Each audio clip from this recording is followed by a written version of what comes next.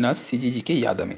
तो आज की इस वीडियो में हम छत्तीसगढ़ में नदी और सिंचाई परियोजना है उससे रिलेटेड प्रश्न देखेंगे। तो यहाँ से भी एग्ज़ाम में अक्सर प्रश्न आता ही है ना। चलिए तो बिना किसी देरी के वीडियो में आगे बढ़ेंगे। आज का पहला प्रश्न देखेंगे, छत्तीसगढ़ की रिहंद एवं मांड नदियों का उद्गम स्थल है। तो छत्तीसगढ़ में रिहंद और मांड नदी है, उसका उद्गम स्थल कौन सा, ये चीज़ आपसे पूछा गया है। ऑप्शन में देखेंगे चिल्फी घाटी दिया है, मैकल पर्वत, मैनपाट, और डी में दिया है उपरोक्त में से कोई नहीं। जिसको पता होगा कमेंट करके आंसर बताइएगा।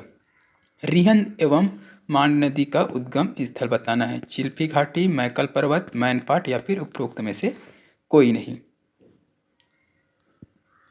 तो इस प्रश्न के लिए सही आंसर अगर देखें तो ऑप्शन सी हो जाएगा, मैनपाट। याद रखिएगा, रिहंद एवं मांड नदी का उद्गम स्थल कौन सा है, मैनपाट है। ये मैनपाट कहाँ जाएगा तो याद रखिएगा, सरगुजा जिले के अंतर्गत आएगा ये मैनपाट, है ना। चलिए अगला क्वेश्चन देखेंगे, वायु पुराण में महानदी का पौराणिक नाम क्या है। तो वायु पुराण में महानदी का पौराणिक नाम क्या है, ये चीज़ पूछा गया है। चित्रोत्पला दिया है, नीलोत्पला, कनकनंदनी, महानंदा। हर एक प्रश्न इंपॉर्टेंट है, कहीं ना कहीं एग्जाम में पूछा हुआ है ये, है ना। तो अच्छे से देखिएगा, जिसको भी पता होगा कमेंट करके आंसर बताइएगा। वायु पुराण में महानदी का पौराणिक नाम क्या है, ये चीज़ पूछा गया है। चित्रोत्पला, नीलोत्पला, कनकनंदनी, महानंदा। तो इस प्रश्न के लिए सही आंसर क्या हो जाएगा, तो ऑप्शन बी हो जाएगा, नीलोत्पला। ठीक है, नीलोत्पला हो जाएगा। वायु पुराण में महानदी का पौराणिक नाम क्या है, नीलोत्पला है। ठीक है। अगला क्वेश्चन है, मिट्टी से भरा तटबंध बांध कौन सा है। तो इनमें से मिट्टी से भरा तटबंध बांध कौन सा है, ये चीज़ पूछा गया है। तो मिनी माता हसदेव बांध दिया है, खिरकट्टा जलाशय दिया है, मोंगरा बांध या फिर मुरुम सिल्ली डैम। क्या होगा इस प्रश्न का सही आंसर बताइएगा। मिट्टी से भरा या मिट्टी से बना तटबंध बांध कौन सा है, इसका सही आंसर हो जाएगा ऑप्शन डी हो जाएगा, मुरुम सिल्ली। ठीक है, मुरुम सिल्ली या इसी को माडम सिल्ली भी बोला जाता है। ठीक है, याद रखिएगा, माडम सिल्ली जलाशय बोला जाता है। ये धमतरी जिला के सिलियारी नदी पर बना है। इस चीज़ को आपको याद रखना है, धमतरी जिला के सिलियारी नदी पर बना है ये मुरुम सिल्ली या फिर माडम सिल्ली डैम, है ना। इसको अच्छे से याद रखिएगा, ये बार बार एग्जाम में आता रहता है। चलिए अगला क्वेश्चन देख लेंगे।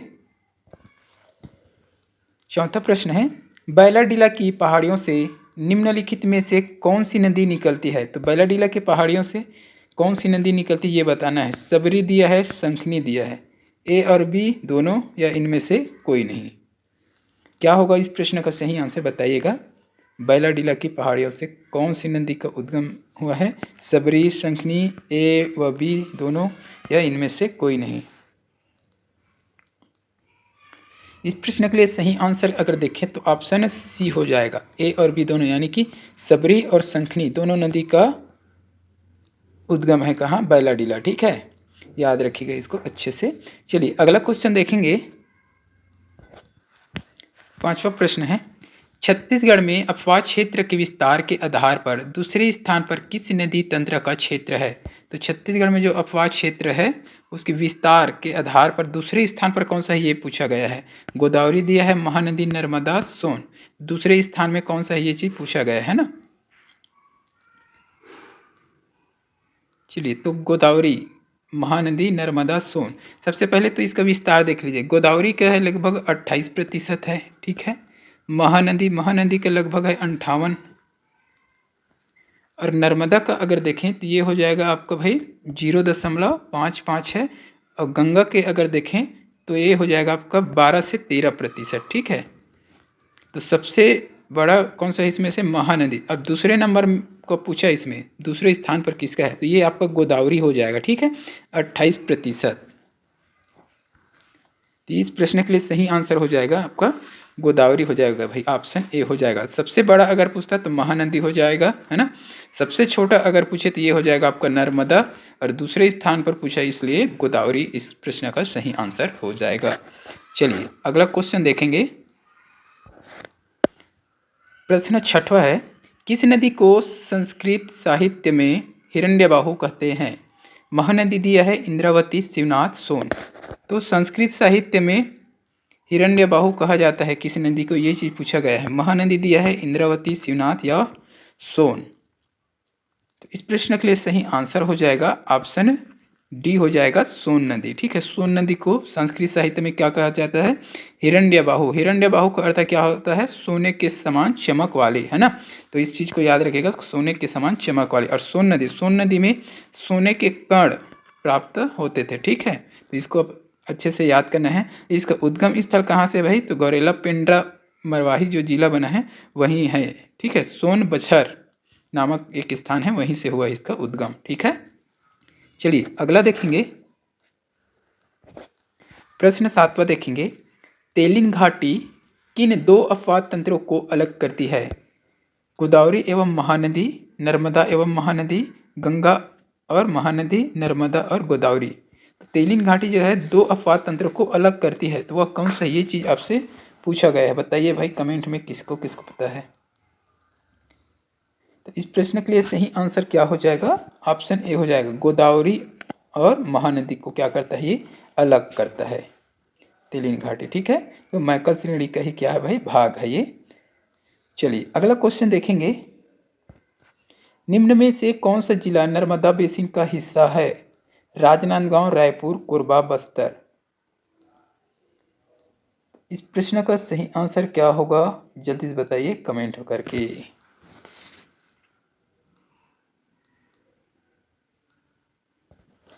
प्रश्न 8वां। निम्न में से कौन सा जिला नर्मदा बेसिन का हिस्सा है, नर्मदा बेसिन का हिस्सा पूछा गया है, राजनांदगांव, रायपुर, कोरबा, बस्तर। नर्मदा बेसिन, ठीक है, तो इसका विस्तार जो है बहुत ही कम है, याद रखिएगा, सबसे छोटा कहा जाता है ना। तो ये किसका हिस्सा है भाई, ये हो जाएगा आपका ऑप्शन ए हो जाएगा, राजनांदगांव। ठीक है, राजनांदगांव हो जाएगा, याद रखिएगा। राजनांदगांव जिला जो है नर्मदा बेसिन का हिस्सा है इनमें से ना। चलिए अगला क्वेश्चन देख लेंगे। प्रश्न 9वां देखेंगे। महानदी के ऊपर भाग से मिलने वाली नदियों का क्रम पूर्व से पश्चिम की ओर इस प्रकार है। तो महानदी है, उसमें ऊपरी भाग से, है ना, मिलने वाली नदियों का जो क्रम है वो पूर्व से पश्चिम की ओर क्रम बताना है उसका। मान लो ये महानदी है, ठीक है, ऊपर से इधर से आएगा भाई, है ना, पूर्व से पश्चिम की ओर क्रम बताना है। तो पूर्व किधर हो जाएगा, इधर। तो ऐसे बताना है आपको, 1 2 3 4, ठीक है, ये क्रम बताना है। तो किलो, बोराई, मांड, हसदेव, किलो, मांड, बोराई, हसदेव, बोराई, किलो, हसदेव, मांड, किलो, हसदेव, मांड, बोराई। क्या होगा इस प्रश्न का सही आंसर बताइएगा। चलिए बताइए क्या होगा भाई।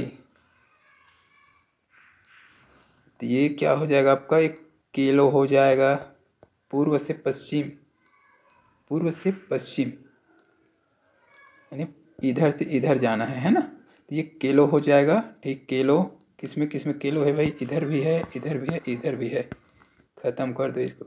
उसके बाद हो जाएगा मांड। मांड देखो, मांड कहाँ कहाँ है, मांड एक ही में है, ये हो जाएगा आपका आंसर, किलो, मांड, बुराई, हसदेव। ठीक है, तो ये हो जाएगा क्रम पूर्व से पश्चिम की ओर। अगला क्वेश्चन देखेंगे और इस वीडियो का लास्ट क्वेश्चन रहेगा, प्रश्न 10वां और इस वीडियो का लास्ट है। ठीक है, हसदेव नदी में मिलने वाली सबसे लंबी सहायक नदी कौन सी है। तो हसदेव नदी की सबसे लंबी सहायक नदी कौन है, ये चीज़ पूछा गया है यहाँ पर। तान नदी दिया है, गेज या गज नदी, बामनी नदी, चोरनई नदी। तो इस प्रश्न का सही आंसर हो जाएगा ऑप्शन बी हो जाएगा, गेज या गज नदी हो जाएगा भाई। ठीक है, हसदेव नदी की सबसे लंबी सहायक नदी गेज या गज नदी हो जाएगा। गेज नदी का उद्गम स्थल की अगर बात करें तो ये हो जाएगा आपका सरगुजा जिले हो जाएगा, है ना, सरगुजा जिले से निकलता है ये। और हसदेव नदी कोरिया जिले के कैमूर पहाड़ी से निकलता है। तो ये दोनों चीज़ याद रखना है। ठीक है, तो आज की इस वीडियो में बस इतना ही। वीडियो अच्छी लगी तो वीडियो को लाइक जरूर करें, शेयर करें। ऐसे ही वीडियो के लिए चैनल में नए हैं तो चैनल को सब्सक्राइब करें। जल्द मिलते हैं अगली वीडियो के साथ, तब तक के लिए वंदे मातरम, जय हिंद।